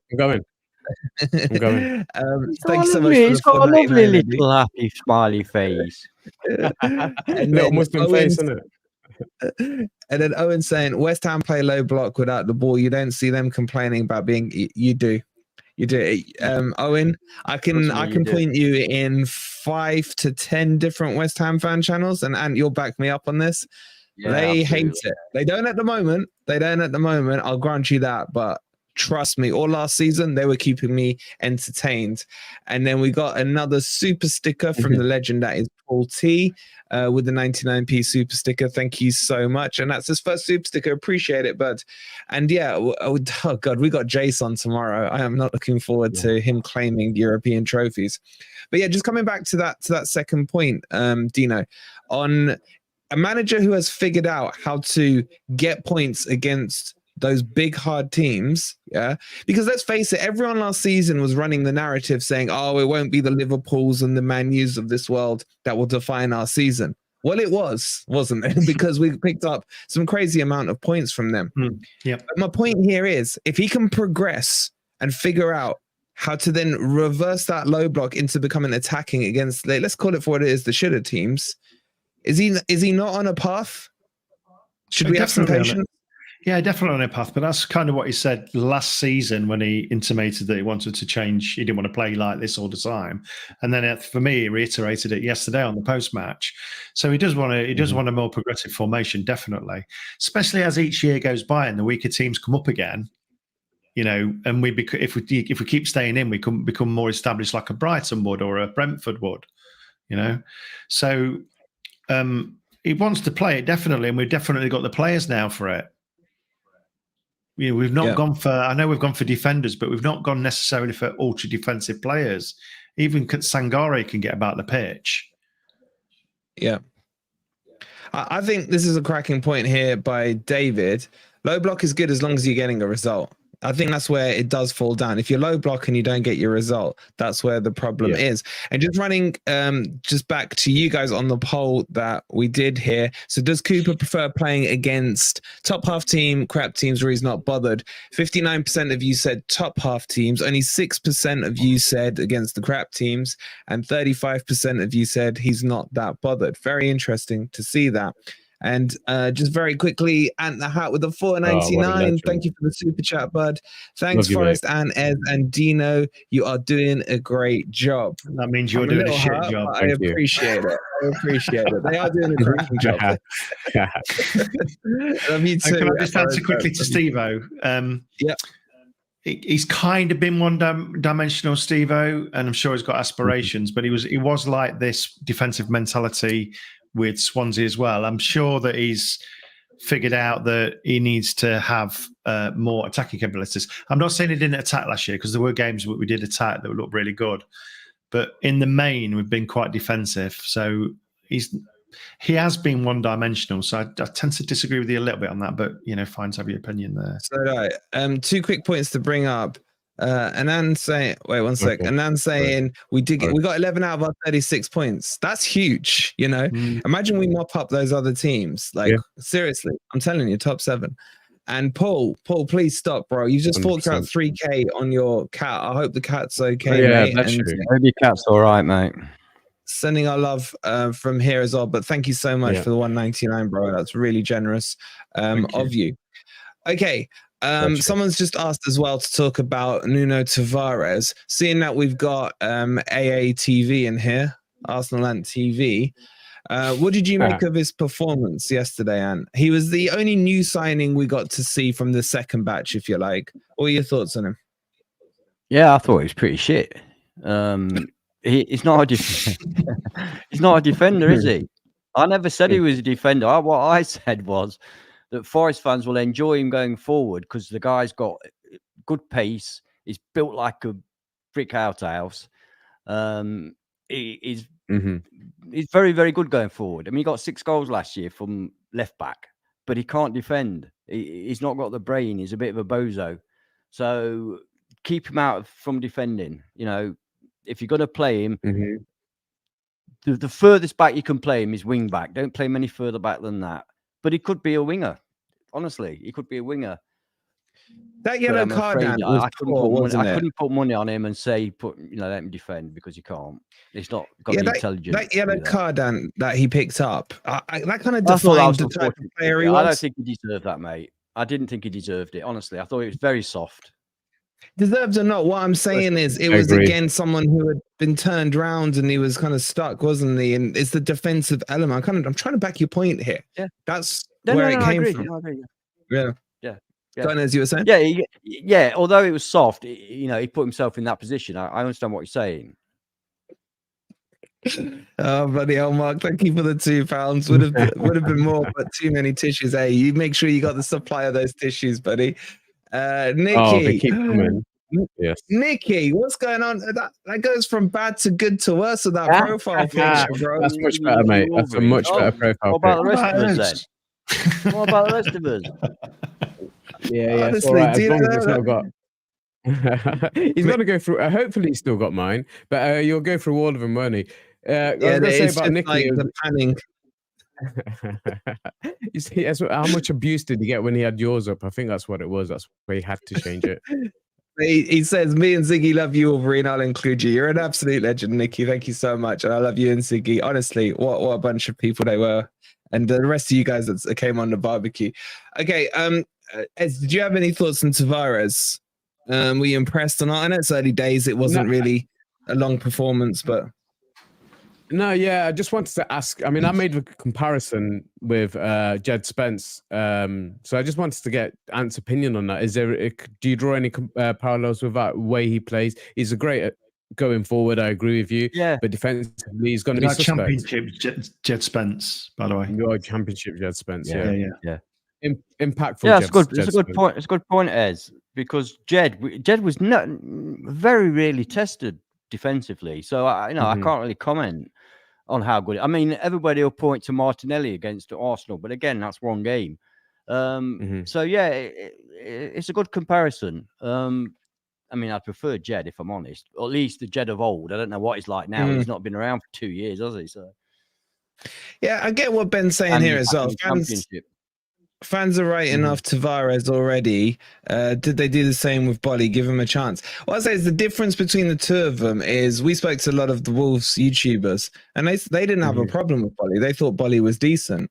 I would have said Aurier is a better comparison. People Aurier's wrote the better Aurier off. Yeah, a lot of people, because the Spurs fans were not glowing about him. So yeah, I get what you're saying there. It's too early. I agree. It's too early to write him off, but he did show signs that he's better going forward than defense. It's just what the Arsenal guys are telling us as well. But we're just here debating the actual individual performances. Like, don't take more or less out of that. There was a time. Sorry, Wolverine, but there was a time when Tavares first came and he got into the side because Tierney was injured, and the Arsenal fans absolutely worshipped Tierney, but he was injured. And Tavares came in, and after about 10 games, they didn't want Tierney back in. They wanted I remember that Tavares to stay in, but then they went to Liverpool, if you remember, and he gave away 2 goals, and that was basically the end of him. Yeah. And on this, Matt the Hammer saying, from an outsider looking in, it appears your weak spot in the best 11 will be your centre backs. What happened to Felipe? He looks insane. He's coming back from an injury, bro. I can't wait to have that beautiful man back as well. And Simon F is saying Einar is better than Lodi. We're about to talk about Einar in just a second. Let me just get a couple more of your comments up. Martin saying Marinakis wants to change the whole mentality of the club from top to bottom into winners. I fully agree. Those indications are black and white, obvious, coming out from him, coming out from the new chairman in Tom. It's clear to see. And I like that. I like ambition within the club. Let's get a couple more of your comments in. TC saying Felipe is currently regenerating. He'll be back on the catwalk soon. Can't wait for that. And Phil saying, like all of them, they need regular game time. Okay, I want to talk about Einar. Just before I do, there's only like an hour left to get the votes in on the football content awards. If you guys would be so kind, if you haven't already and wouldn't mind giving us a quick vote on there, the link is pinned in the chat, and also ! Vote. If we're looking at 3 categories in particular: best newcomer, best new Premier League, best Premier League content creators, and best podcast with Beat the Drop, which will be back tomorrow at 9 p.m. If you don't mind putting that in, as always, 007, the legend. I think we need to mod him. He's always spot on. Thank you for that. And just very quickly, we're on 284 likes. We've got 550 of you in here. If you get us to 300 likes, that would be fantastic. And if you're new to Forest Fan TV, please do subscribe to the channel for your daily Forest content on everything to do with Nottingham Forest. Let's talk about Einar, and let's have that question. We'll do a poll. Dino, you looked very animated when we brought his name up. Is Einar better than Lodi? Chat, over to you and Dino. Yeah. Lodi started off quite slow, and Einar's only played a few games, so he's already looking a bit more. He's got a mistake in him, hasn't he? you know, again, looking back at him today on the game, he can misplace a pass, but he's fairly good, and he's good on the counter attack. You know, he does get forward a lot. I think a lot more than Loddy did. So I really rate him, and I think, listen, at the end of the day, Loddy didn't want to be with us, did he? At the end of the day. So if we're talking about player versus player, I think at the same stage Loddy was when he joined us compared to the same stage that Einar, I prefer Einar, to be brutally honest. I agree. I think he's settled in better. Loddy at the end of the season against Einar at the beginning of the season. I'm measuring them at the same progressive period. Yeah. As gone as what you saying? I was just going to say, I think that's a good difference or contrast to make, because he's settled in a lot better than Loddy did. And we know what Loddy's issues were. He certainly came out throughout the season, but he did take a while to settle in. And Cooper did persist in playing him, but it took him a while to get used to the whole climate change, the new environment. Einar's settled in really well, and he does look good. He does look good for us. And are you going to make this 3 out of 3? No, I think it's a little bit unfair of Dino to compare Loddy's progression at the same stage as Einar, seeing as Loddy came from a foreign country with a very different culture, with no knowledge of the language, and he seemed to improve quite considerably once we brought another Brazilian in. So I think that's a bit unfair. I'm absolutely delighted with Einar. I'm absolutely delighted with him. I think he's looking really, really promising, but it's only been a few games, so I'm not going to put him above Loddy just yet. I'm very pleased with him so far, but I've seen Lodgy over a lot longer period of time, and the last 3 quarters of the season, I think he was absolutely superb. So if Einar can continue to progress and continue to impress, then yeah, he's got the potential. But at the moment, I would certainly, if I had to pick one to play tomorrow, I would pick Lodgy, but because of that reason. In the chat, it looks fairly split. It's a kind of... It's not. But I can tell you, it's not. On the poll, 76% are saying Einar, 24% are saying Loddy. I think we have short-termism. Goggles on in the chat. Recency bias. Yeah, Reese, that's the word I was looking for. So I get he was free. I'm not talking about free. I'm talking about the actual player. I would say the other thing that people forget is that Einar has some limited Premier League experience. As Ant said, I mean, he's a Londoner, isn't he? He knows the league. He's comfortable with it. He should have settled in quickly. I will add on it, he's also playing on the wrong sides to what he has been doing last year. So he's very versatile. I think there's loads of positives in him. I don't think his performance was as amazing as everyone made out. I still thought there was a few mistakes. I thought he was really good, but there was a few mistakes and a few fouls he gave away that he shouldn't. I personally, I'd still say Loddy personally, but it's just the debate. I do like Steve-O's comment. Sorry, I do like Steve-O's comment. Please jump in. 4 games. Hold on, let me just thank Dan for the $2.99 super sticker. Dan, we love you. Appreciate it, bud. Thank you, Dan. I don't agree with this. I think Loddy is a great defender. The one thing that I held against Loddy was he probably emergency slid too many times for my liking, but most of the times he would time them quite well. A bit like Wan-Bissaka kind of does for Man U. But this is the beauty of it. It's all opinions. We'll all agree and disagree. About 2 good players. It's sentimentality. It's sentimentality. That's what it is. He's not. Yeah. He didn't want to come to us, as Dino quite rightly said. He didn't want to come to us. So why are we talking about Lodgy? Let's big up the players that we have got. Give them a bit of. We all watch. We all watch our shows. Right, well, let's give them a boost. We're gonna.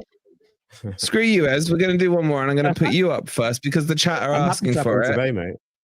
The debate is going on in the chat. Who's better, Elanga or Jono?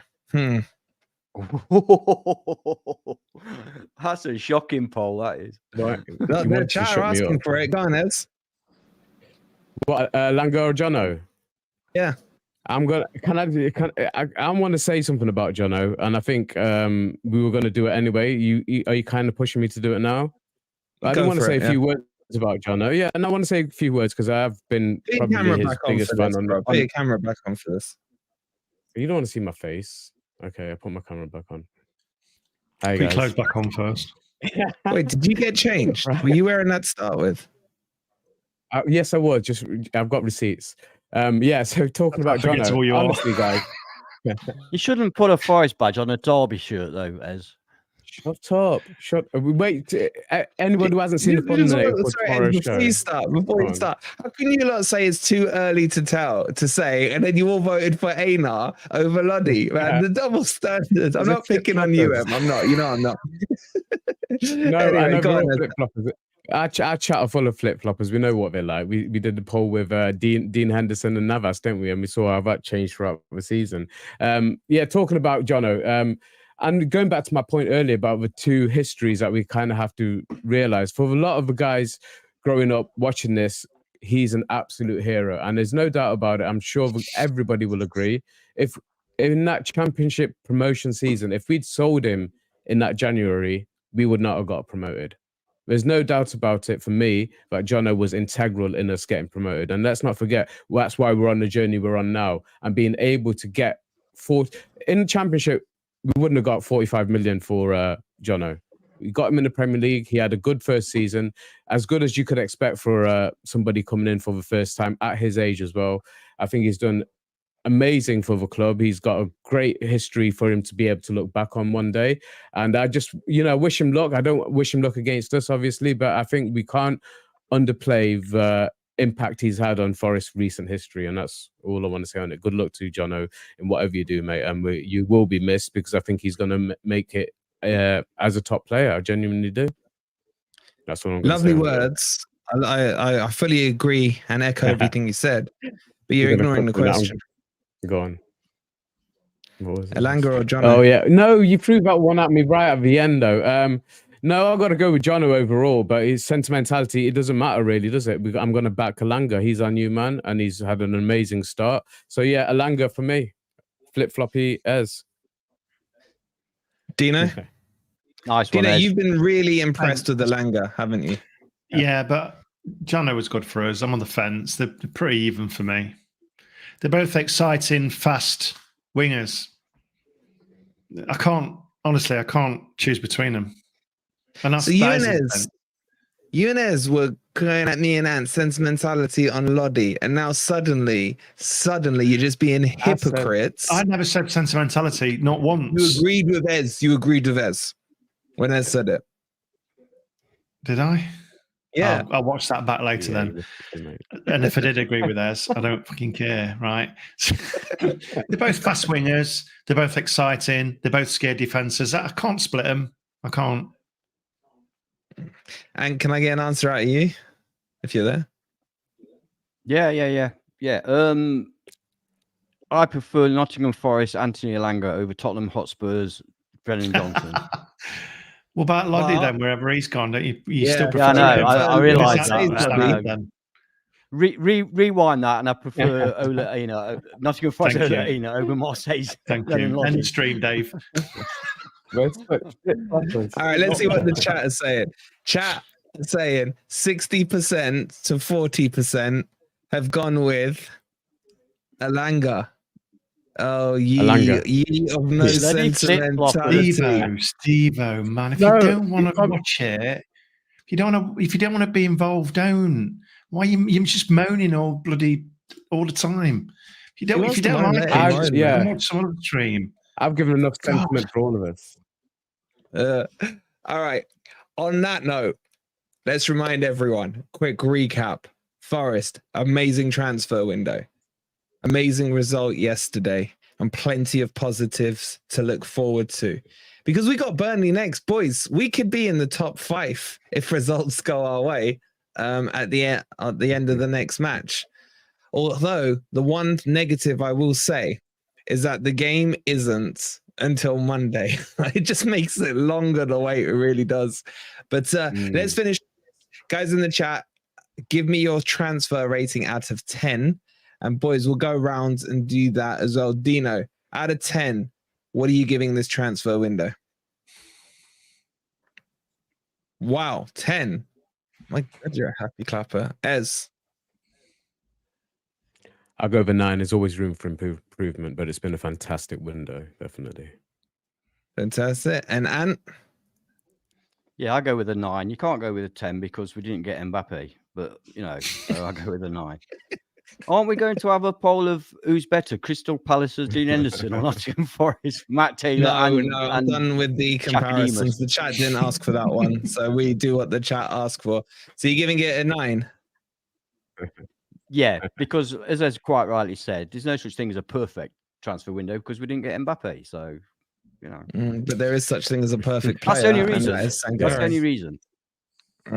I will go with, I'm actually going to agree with Stoney. I'll go with an 8 because I think it would have been a perfect window if we'd got rid of a couple of the Shelvies of this world, which I know the club were trying to do. But yeah, and a few of you guys are probably going to say this 9 because we lost Jono. I can understand that one as well. So, but I think it's been a hell of a positive transfer. So I was saying transfer 9, Derby losing 10, Forest winning 10, FFTV 11. Fantastic. We love you, so we really do. Was that 1.1? He's just missed the decimal point. loads of them coming in. There is a poll open on that on the community tab. So if you haven't voted on your rating of the transfer window, make sure you go and do that. Right. Tomorrow, guys, we got Beat the Drop at 9 p.m. We've got Beavis and Butthead down here on the FFTV Premier League channel kicking off. At what time are you boys kicking off? I think I put it down for 8:15. 8:15. 8:15. We've got Dino's assessment coming out tomorrow on the FFTV High Press channel. What time's that, Dino? TBC? Maybe after your evening, I think. Maybe leading into Essendon. Also, we're doing on Wednesday at 8:00. We're doing a breakdown of the transfer window with Bournemouth John and Charlie from Chelsea and the infamous Ez, if he gets his legs sorted out. Yeah, so, and that will be on the High Press channel. Yeah, on the High Press channel. Sorry, Steve.